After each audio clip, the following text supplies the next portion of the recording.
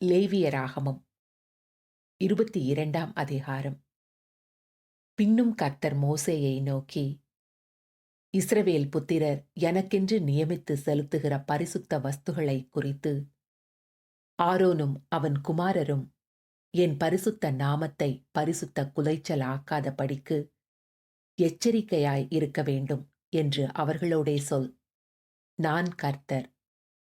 அன்றியும் நீ அவர்களை நோக்கி, உங்கள் தலைமுறைகளிலுள்ள சந்ததியாரில் எவனாகிலும் தான் தீட்டுப்பட்டிருக்கும் போது இஸ்ரவேல் புத்திரர் கர்த்தருக்கு நியமித்து செலுத்துகிற பரிசுத்தமானவைகள் அண்டையில் சேர்ந்தால் அந்த ஆத்துமா என் சந்நிதியில் இராதபடிக்கு அறுப்புண்டு போவான் என்று சொல். நான் கர்த்தர். ஆரோனின் சந்ததியாரில் எவன் குஷ்டரோகியோ எவன் பிரமியமுள்ளவனோ அவன் சுத்தமாகுமட்டும் பரிசுத்தமானவைகளில் புசிக்கலாகாது. பிணத்தினாலே தீட்டானவைகளில் எதையாகிலும் தொட்டவனும் இந்திரியங்கழிந்தவனும் தீட்டுப்படுத்துகிற யாதொரு ஊரும் பிராணியையாகிலும் தீட்டுள்ள மனிதனையாகிலும் தொட்டவனும் சாயங்காலம் மட்டும் தீட்டுப்பட்டிருப்பான். அவன் ஜலத்தில் ஸ்நானம் பண்ணும் வரைக்கும் பரிசுத்தமானவைகளில் புசிக்கலாகாது. சூரியன் அஸ்தமித்த பின்பு சுத்தமாயிருப்பான். அதன் பின்பு அவன் பரிசுத்தமானவைகளில் புசிக்கலாம். அது அவனுடைய ஆகாரம். தானாய் செத்ததையும் பீருண்டதையும் அவன் புசிக்கிறதினாலே தன்னை தீட்டுப்படுத்தலாகாது. நான் கர்த்தர். ஆகையால் பரிசுத்தமானதை அவர்கள் பரிசுத்த குலைச்சலாக்குகிறதினாலே பாவம் சுமந்து அதின் நிமித்தம் சாகாதபடிக்கு என் கட்டளையை காக்க கடவர்கள். நான் அவர்களை பரிசுத்தமாக்குகிற கர்த்தர்.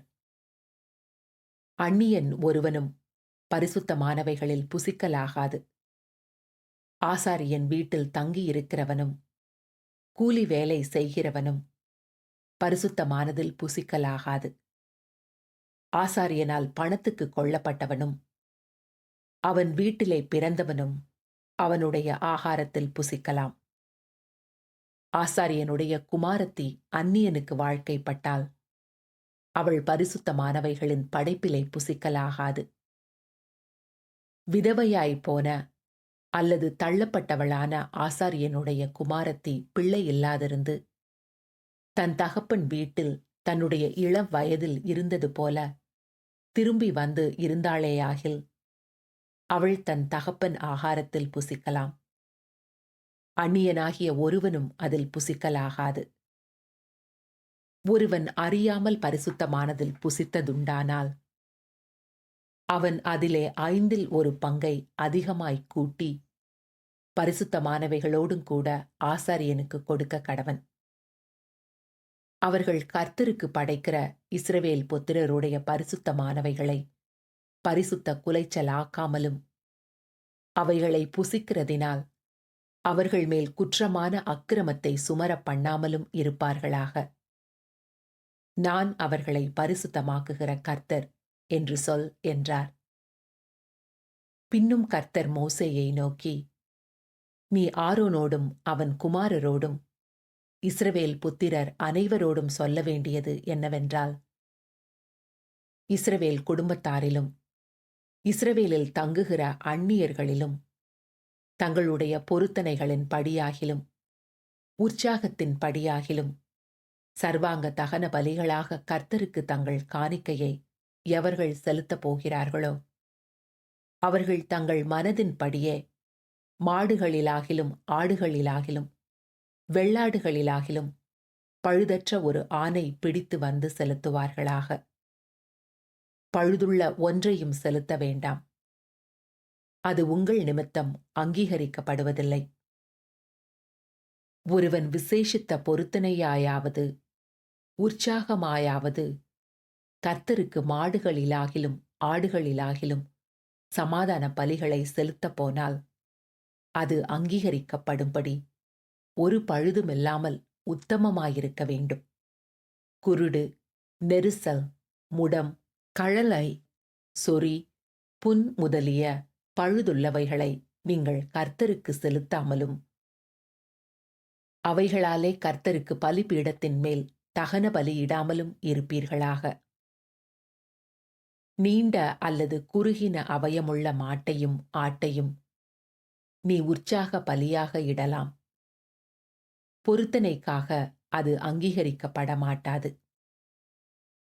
விதை நசுங்கினதையும் நொறுங்கினதையும் காயம்பட்டதையும் விதை அறுக்கப்பட்டதையும் நீங்கள் கர்த்தருக்கு செலுத்தாமலும் அவைகளை உங்கள் தேசத்திலே பலியிடாமலும் இருப்பீர்களாக. அந்நிய புத்திரன் கையிலும் இப்படிப்பட்டதை வாங்கி தேவனுக்கு அப்பமாக செலுத்தீர்களாக. அவைகளில் கேடும் பழுதும் அவைகளில் இருக்கிறது. அவைகள் உங்களுக்காக அங்கீகரிக்கப்படுவதில்லை என்று சொல் என்றார். பின்னும் கர்த்தர் மோசேயை நோக்கி, ஒரு கன்றாவது செம்மறியாட்டுக் குட்டியாவது வெள்ளாட்டுக் குட்டியாவது பிறந்தால் அது 7 நாள் தன் தாயினிடத்தில் இருக்க கடவது. 8ஆம் நாள் முதல் அது கர்த்தருக்கு தகன பலியாக அங்கீகரிக்கப்படும். பசுவையும் அதன் கன்றையும் ஆட்டையும் அதன் குட்டியையும் ஒரே நாளில் கொல்ல வேண்டாம். கர்த்தருக்கு ஸ்தோத்திர பலியை செலுத்துவீர்களானால் மனப்பூர்வமாய் அதை செலுத்துவீர்களாக. அந்நாளில்தான் அது புசிக்கப்பட வேண்டும். விடியற்கால மட்டும் நீங்கள் அதில் ஒன்றும் மீதியாக வைக்க வேண்டாம். நான் கர்த்தர்.